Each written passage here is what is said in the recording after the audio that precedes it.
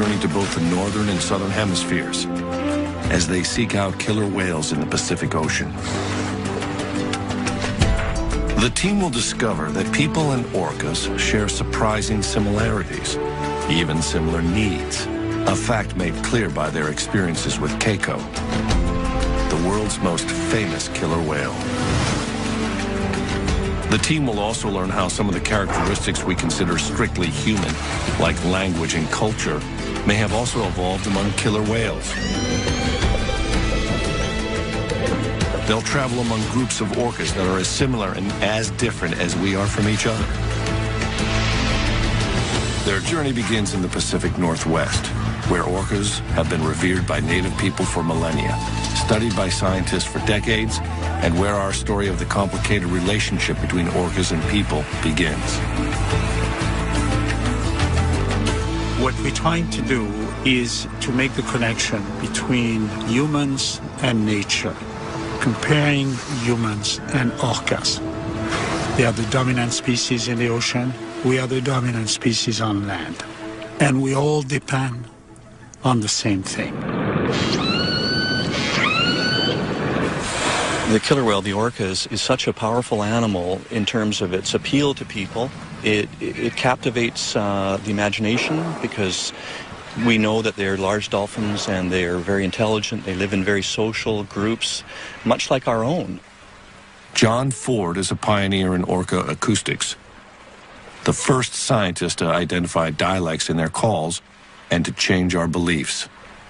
Even though I've only been involved studying orcas for around 30 years, things have changed so drastically in our attitude towards this incredible animal. The attitude at that time was that these were dangerous animals, a threat to people, a threat to the livelihood of fishermen. And I was caught up in that. When I was young, growing up on Vancouver Island here, we'd go out fishing and a group of orcas would go by and we would be terrified if they swam under the boat because that was the feeling that these were dangerous animals. On our coast in the mid-1960s to mid-1970s, there was a live capture fishery for orcas, and they were sent to aquariums all over the world. I actually got a job at the Vancouver Aquarium and soon became a whale trainer in the early 70s and got to know them in that context, and they were fascinating animals, of course. Even then it was quite controversial holding them in captivity, but I realized we had so much to learn from them. Orcas have very large, complex brains, and when I first caught sight of an orca brain, which was in a jar on a shelf in a lab, I was really quite amazed. So the first question that came to me was, what does this whale do with that brain? Still the question I'm asking. That was 40 years ago, and you worked with some animals in captivity? So 1967. Behavioral research with an orca named Skana at the Vancouver Aquarium, and they wanted somebody to study the whale. What did you learn from her? Mostly, I think I learned that this was a very unsuitable place to keep a remarkable being. That was around the time, actually, that Dr. Michael Bigg, who died in 1990 and was very much our mentor and the true pioneer whose vision led to photo identification, he started learning about the societies that these whales live in around our coast, and that these were incredibly complex animals with very elaborate social relationships. You put the brain and the implications of that together with the social side, and you understand immediately that putting her in a concrete tank and completely shutting off the company of her kind was an enormously unfair and inappropriate thing to be doing. But at the time, it was through the close contact of captivity that we begin to learn about them, one at a time. The story of one whale in particular, named Keiko, stirred our passion and raised enduring questions about captivity. Keiko was captured in 1979 in Iceland and became one of the 136 orcas taken into captivity since 1961. But he did not become one of the more than 100 that have died there, or one of the 42 killer whales that remain in captivity. Captured at age 2 and eventually sent to Mexico City, Keiko was breathing the world's smoggiest air, a master of the ocean at 7,000 feet above sea level, in the artificial seawater of a shallow pool, where he entertained the crowds. Keiko would have lived his life in poor health, swimming in circles, except for one thing. He became a movie star. As Willie, he was free to 10 million film-going children. But in reality, Keiko went nowhere. The stress of his environment caused a skin disease, which spread as his health seriously deteriorated. The real whale was slowly dying, and Keiko had to be moved. When it was learned that Keiko was still captive, millions of children wrote in, demanding his freedom, and a spontaneous movement was started to free the sick whale. Keiko's owners donated him for the unprecedented experiment of reintroducing him into the wild, and the Oregon Coast Aquarium customized a pool for his care. Suddenly, the reality of freeing Keiko became far more interesting than the movie, as Keiko began a long and complicated journey toward freedom. Ultimately, true freedom for Keiko would mean being accepted into a pod of wild whales, since orcas live their entire lives in tightly connected social groups where all members are related to each other. It's now understood the best chance for Keiko would be to find his mother. It very much is a matriarchal society, or matrilineal, in that everybody in the group is related through female descent to a female ancestor. Individuals stay with their mother or their grandmother for the whole life. And it took some years to really understand that, because it is very unusual in that the large adult males never leave the group. The bond between a mature male and his mother is very, very strong. I know that Eve, the whale that came to you in the fog, was a matriarch. What happened when she passed away? Eve only had 2 sons, no daughters. And those 2 males went around Hansen Island for weeks and didn't survive her death for very long. Generally, the males will join their sister's family, but they become a loose satellite. They never again have the bond that they had with their mother. It's a unique social system. Orca is a very conservative animal. Basically, you only socialize with somebody who your mother introduced you to. The resident populations on this coast are really very clearly divided socially into 2 different groups. The northern residents, it's about 240 whales, 16 pods. The southern residents are around 90 whales, 3 pods, quite a bit smaller. What's really interesting, and we don't really understand this, but they never mix. And then we have overlaying that, we have transients, the mammal hunters. They don't mix with the residents, but they will often mix with other transients. And then occasionally we have these offshore whales, and they don't mix with these others either. So we have these whales that in many ways are just focused on their very familiar neighboring groups that are of the same lifestyle. It's a pattern strangely familiar, much like human tribes, existing near each other but separate, with languages and behaviors learned and passed on over generations. We define it as culture, and for both humans and orcas, different cultures exist among the same species. That was beautiful. Did you get that, Carrie? Yeah, I think so. That was amazing. Huh? See, I told you those 2 boys, huh? And they both did that. They both did.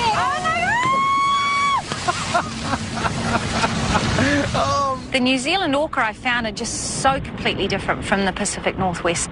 I had this paradigm that was how orca were around the world. They had a matrilineal society and stayed in very strongly bonded groups, and that there was another population who fed on marine mammals. Well, it turns out here that the New Zealand orca are moving around between groups. They feed on fish, sharks, rays, and marine mammals. Acoustically, they're different. They have a good Kiwi twang, just like I do.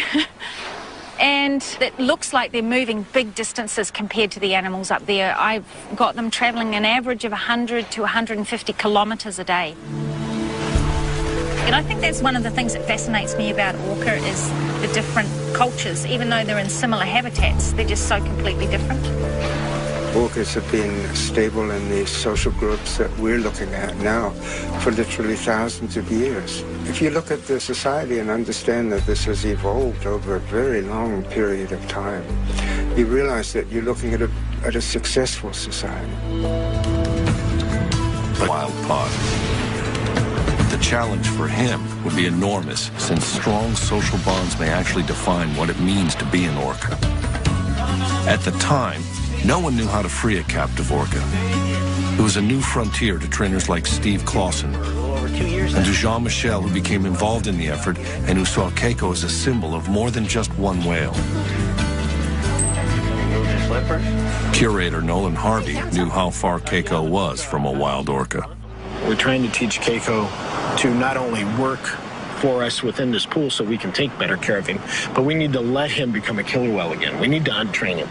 Our goal all along has been to give him control of his life. We're an active part of it, especially since he is here by himself. But the idea is to let him start making those decisions on what he wants to do, when he wants to do it. Where previously, anytime he did anything, it was because somebody asked for it.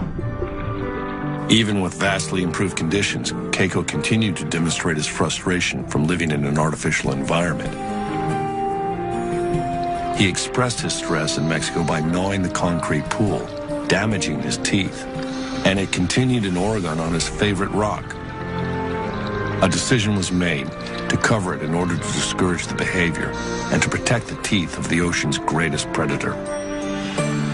An orca's sharp, conical-shaped teeth make feeding on large prey possible, but Keiko primarily eats fish which orcas swallow whole, so his damaged teeth should not be a problem in the wild.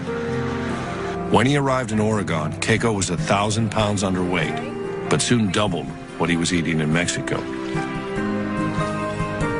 His waistline increased by 3 feet. He gained nearly 2,000 pounds and grew 8 inches longer. But he still had to be taught to catch live fish as a milestone for his release, and in order to survive in the wild.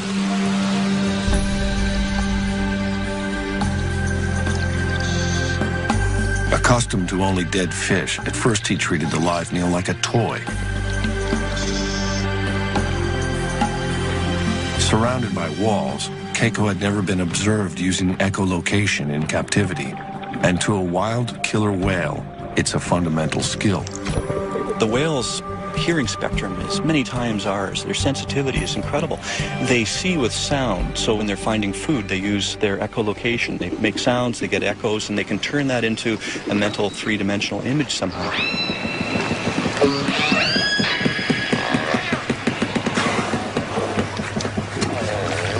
You know, when you go into different places around the world and you look at what orcas are doing and understand that they've sort of figured out how to live in the particular niche that they happen to have found, it's really interesting looking at the differences. As gray whales migrate up the coast through Monterey, California, a pod of transient orcas show why they're called wolves of the sea. They hunt in packs to isolate, then overpower a gray whale calf. It's a predictable hunt with as many as a third of the calves taken by orcas. 20 to 30 whales may work together and share the bounty. Sharing seems to be really important in these groups. It seems to be part of the way that the whales live together to avoid competition. Certainly they food share when it comes to feeding on larger animals, but that's probably more a facet of the fact that these things that they're feeding on, like whales, are so big and there's not many of them. In terms of they kill one, then everybody has to feed on it. A female, the best hunters, will bring up a fish, and others from her matriline will come over and share that prey item. What's kind of surprising for the residents, they will share even a salmon that's perhaps only 5-10 pounds. They will share that, even though any whale in the group could easily swallow it. It has given us a new appreciation and insight into the workings of their society. That said, even though their dietary preference is culturally maintained and driven, they don't seem to be really adaptable in the short term. It might take a while before they can start focusing on alternative species. Killer whales are real traditionalists. They only do what mom did. They eat when mom eats, and they socialize with the whales that mom socialized with. They really don't like to branch out. So if you have a habitat change and that particular prey is not there anymore, then it's difficult for the orca to adapt.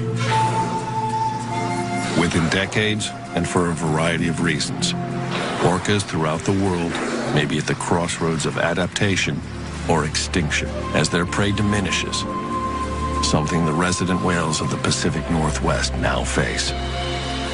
It's a growing issue for the future, but is similar to the question of whether Keiko would be able to adapt to hunting live fish in the wild. Without another whale to teach him, Keiko initially seemed confused about the shift in his diet, until finally either hunger or common sense kicked in, and he began to catch a few live fish. In the wild, that wouldn't be enough. Using ultrasound to measure Keiko's fat layer or blubber, the staff identified where it would show if he weren't eating enough. In theory, by measuring his blubber so easily in the wild from an extended pole, scientists could know if and when they would have to intervene. They did know that Keiko would have to be in better shape than he had ever been, so even his 30 different toys were designed with a purpose. Filled with water, a 200-pound ball became Keiko's workout. When he first arrived, Keiko could barely hold his breath for 3.5 minutes. He soon progressed to almost 18, normal for a wild killer whale. But Keiko was still far from a wild whale, which was vividly seen when at night he gathered his toys around him to sleep. An array of cameras and hydrophones captured Keiko's movements and sounds. Taking advantage of this opportunity, scientists carefully analyzed his vocalizations, trying to match them with specific behaviors, hoping to take a step toward understanding killer whale communication. Keiko, however, had not communicated with another orca in more than 20 years. I was studying a pair of whales called Orca and Corky. They would begin conversations with certain sounds and end conversations with certain sounds. And I realized that studying communication between those two whales in captivity would be like studying communication between two people in a prison. That there was no way that I was going to actually learn what they were saying and the real context of their lives. I'll tell you the main thing about Corky, and she's a survivor. She has been in captivity for 38 years, about 43 years old, which is incredibly old for a captive orca. Most of them die within 10 years. She still uses the calls of the A5 pod, and she is swimming around the tank, and in a concrete tank, the sounds that they make reverberate off the walls of the tank. They're constantly in an acoustic fuzz. I think it's an incredibly stressful environment simply because of that. And how is your research here at Orca Lab different? Well, when I was working in captivity and understood that if one wanted really to learn about them, you needed to go into the wild and study them there at a distance. And that's where we got into developing remote hydrophone systems that enable us to hear whales that we can't see.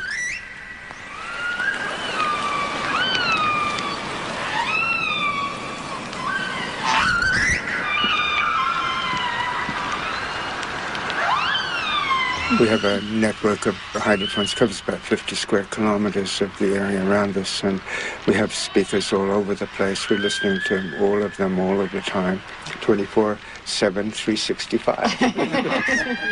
But we're normally listening to a space, and there are many voices in that space. In a sort of general sense, we understand when the whales are doing certain things. We understand when they're chasing fish, for example, because we're hearing echolocation. We understand when they're resting, because they make these really sort of low-energy calls. But we don't know who the voices belong to. So I think a really fascinating area to get into is the question of who as individuals are we listening to. And if we can understand who's speaking, maybe ultimately we might begin to understand what is being said. I wanted to take all that I'd learned in captivity and apply it to wild whales. And so I contacted a brilliant scientist in Canada, Dr. Mike Bigg, and I asked him, do you know what family of whales Orca and Corky came from? Which sounds like an extraordinary request, but he at the time was photographing each dorsal fin and saddle, learning to tell them apart, collecting all the pictures from the capture, and there was a bunch of pictures that showed this whale we now call A23 with little baby Corky just before she was taken from her mom. So I had no boat experience. I threw everything into a pickup truck and we pumped up the Zodiac in Alert Bay and we went out there and I stopped and I put the hydrophones down, put on the headsets, and it was her family calling.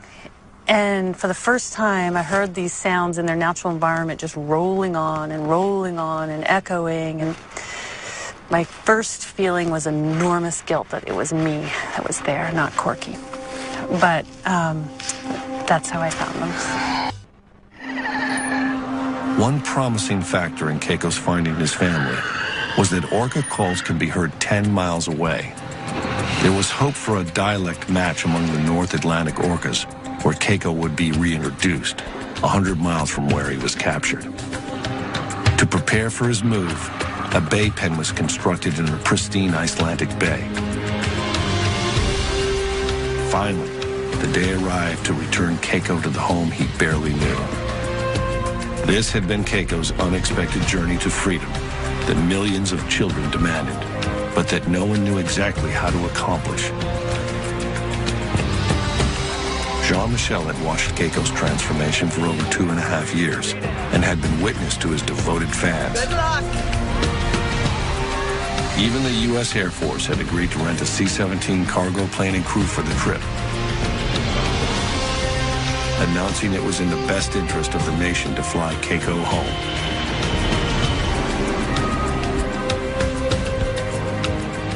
He was covered in ointment for the flight to protect his skin from drying. After 15 anxious hours out of his element, Keiko was at last returned to the cold ocean waters of his birth. It was seen as the first step to restoring what had been taken away when he was captured. Keiko would first have to acclimate inside the confines of the bay pen.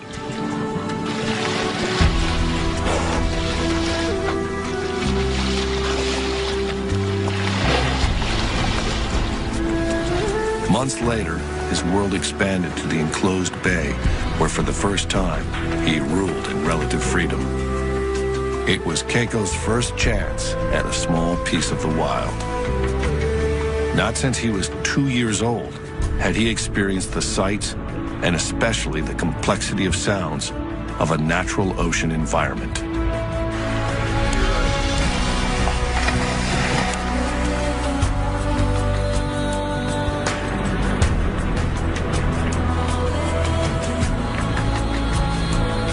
It had been 23 years, half his expected lifetime, since Keiko had even seen the bottom of the sea.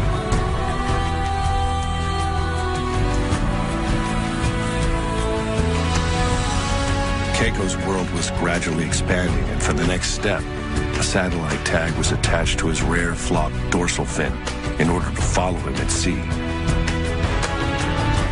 Its attachment was no more painful than piercing an ear, but the tag and Keiko would have to wait another season following complications to be tested at sea.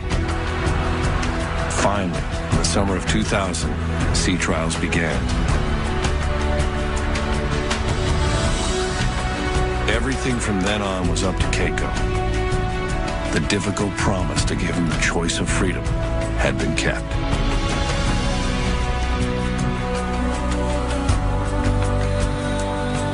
Then at last, Keiko was within feet of wild killer whales.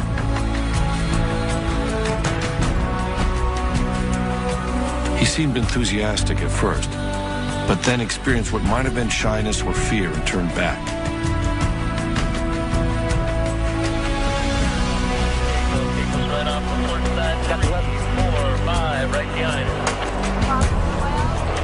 Later encounters looked aggressive, and Keiko continued to seek the shelter of the boat.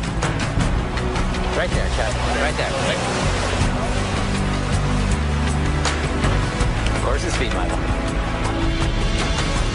Over 3 summers, Keiko continued to approach passing whales, spending more time with them, possibly learning their ways.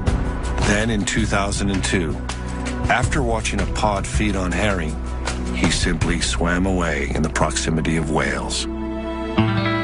For over 2 months, Keiko was tracked by satellite, His course revealed no details about his experiences in the wild, but he emerged 1,000 miles away, sufficiently fed and unscathed. An enormous success.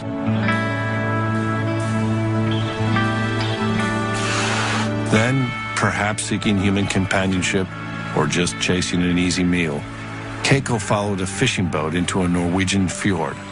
Keiko was still alone, but he was welcomed by enchanted children who must have felt they already knew him. Strong bonds are undeniably formed between captive orcas like Keiko and people. But we've been slow to consider that the ocean's greatest predator, wild and free, may also be curious to understand us. Hey, I see you there. Come on, come on. Hello, hello. Who's that? Come on, hello. What you doing? What are you doing? And I said, oh, you've got... Do both of these whales take interest in your boat? Well, you know, as a scientist, you have to say no. But as a whale hugger, oh, for sure. You know, there's no doubt in my mind. Right there. Did you see him? Yeah, he's right there. He's right there. I see his fin. Hang right in there so you can see him. You know, when he's swimming on the side underwater like that, he can see you through the water surface just like you can see him. So it's a bit distorted, but he definitely knows that you're there.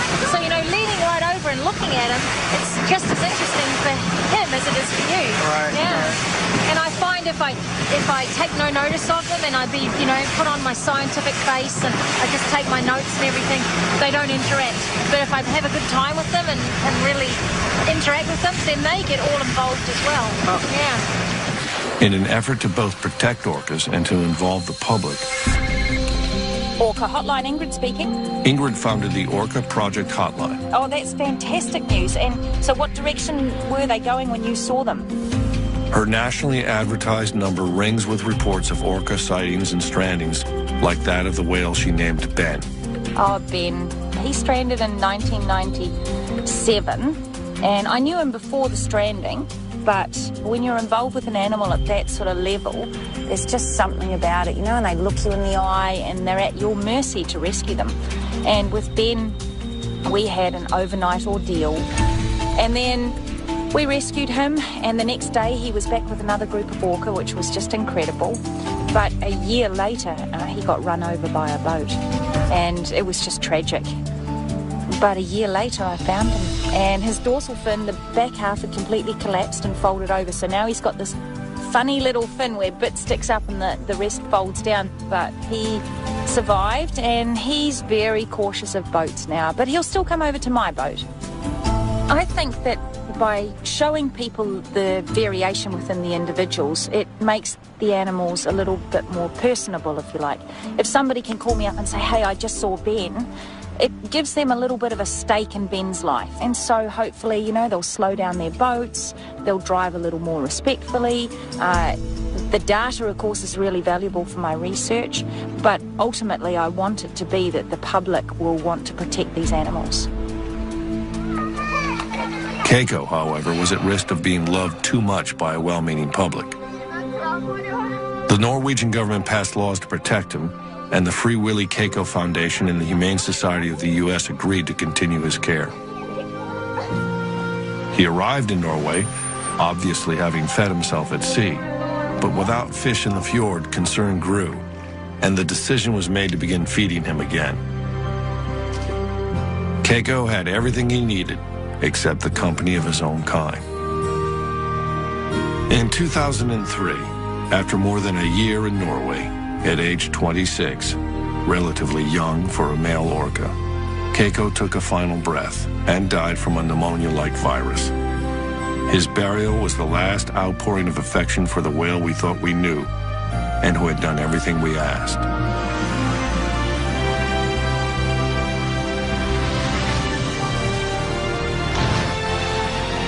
Keiko was the whale we had forever changed. And no matter how good our intentions, he was the whale we couldn't fix for him to become what nature had intended, an orca in the close company of other whales. It wasn't possible, even for the world's most loved, most famous whale. I think it would be quite impossible for anybody to propose capturing an orca, at least in North American waters at this point. So I think in that sense we've come quite a long way in terms of public attitudes. In terms of what we understand about orcas, we've also come a long way.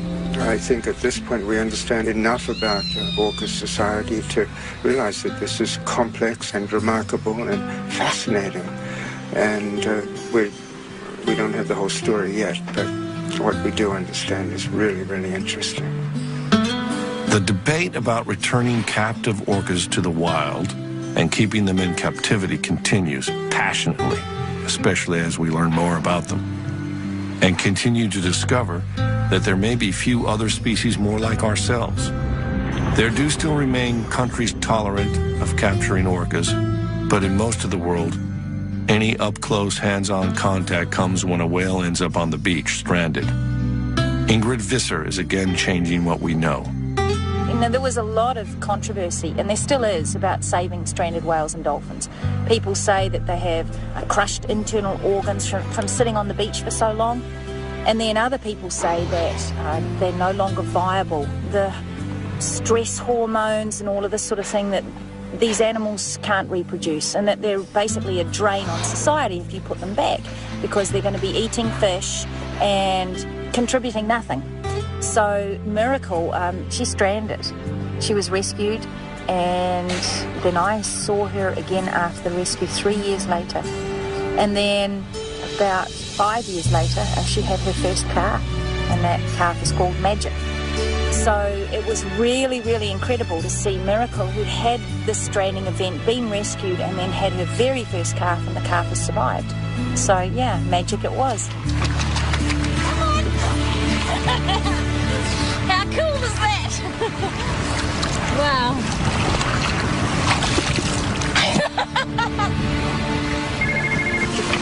Orca hotline, Ingrid speaking. In the middle of her research, Ingrid gets a call that a small female orca is stranded on an isolated beach in heavy surf. She and the team rush to assist. She's somewhere on this bit of coastline here. We're not sure exactly where, but this area here, these lines on the chart are marking that it's really rough and surf breaking. So we're kind of hoping we'll be able to pick her up and move her by tractor and trailer somewhere into here. Okay, well, let's do it. Time is critical in a stranding rescue, so Ingrid and Jean-Michel will fly directly while the team drives the 5 hours to the site. New Zealand's hills are bordered by a twisting 9,300-mile coastline. Whale strandings are fairly common, but successful rescues are not. The orca was first sighted around 1 o'clock by some hikers in a very remote part of the west coast, west of Auckland, tossing and turning in the surf. We ultimately got to the beach, and indeed, this young female, a little over 3 meters long, was very badly stranded. So when we actually first saw her, of course, there's just the natural emotions of just wanting to break down and cry, and knowing that she's away from her family, and knowing that she has no idea if we're people that are going to help her or hurt her. But help comes by digging holes for her flukes and flippers to relieve the discomfort, then keeping her skin moist.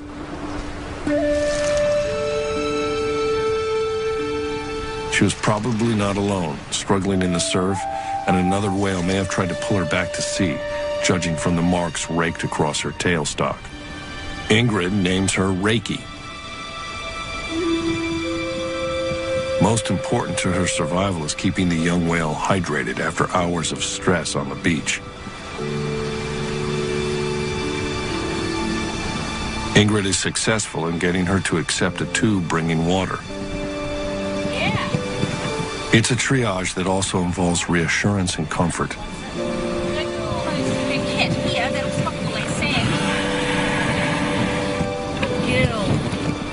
Even with expert care under changing conditions, it's believed that an orca can survive only about 24 hours out of water. Hopefully, she'll be okay, and hopefully reunited with her pod. She's a young female, needs her family.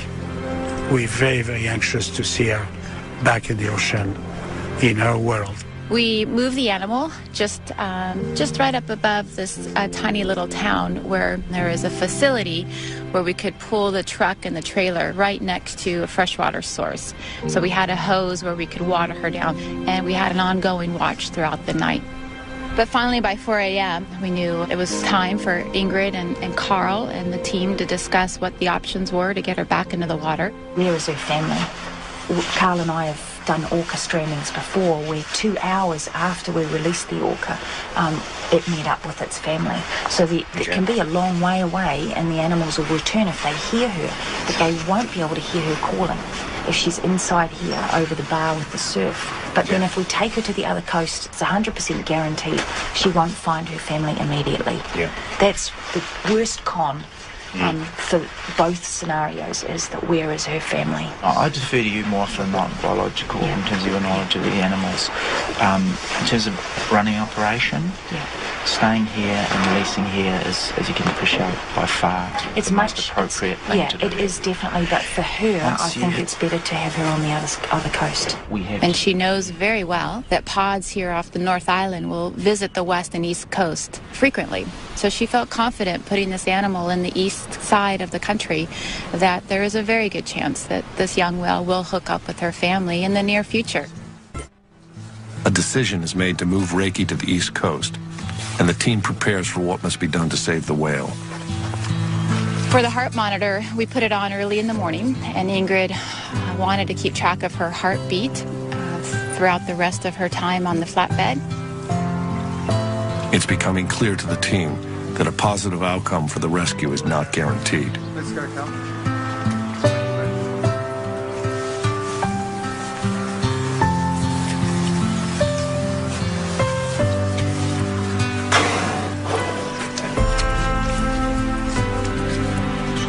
For me personally, it was the first time I've seen an orca so close.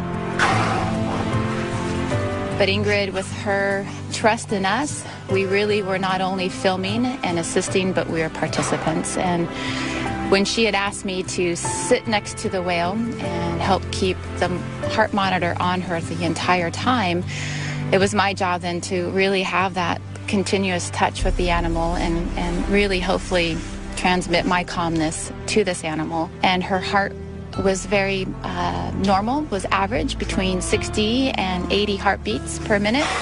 And there were times when it even dipped a little bit, which was hopefully a sign of her calmness. And so an unusual procession moves through New Zealand's largest city. So we drove right through the heart of Auckland, 90 minutes through town, with a moment of just sitting there thinking, I'm with a whale. I'm sitting here with a whale. We finally arrive over the east side and pull into the harbor and the ramp. We're about to put the animal in the water, and there's well over 100 plus people cheering as we drive up.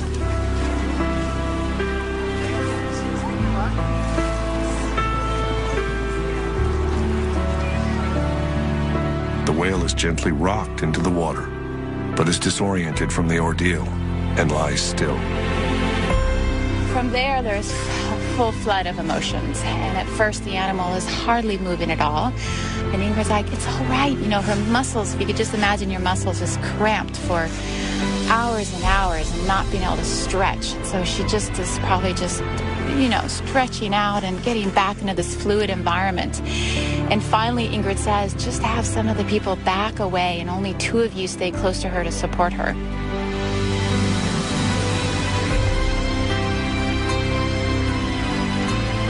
Sure enough, as soon as 3 people backed away from the animal, Carl and one of his staff were right by the head. She just gives a big kick of her tail, and you just see the movement in her dorsal fin just slice through the water as she slowly travels out in the deeper water. We've heard the stories of dolphins pushing people in need back to shore. And now this team has carried a young whale back to the sea with a chance at life. Perhaps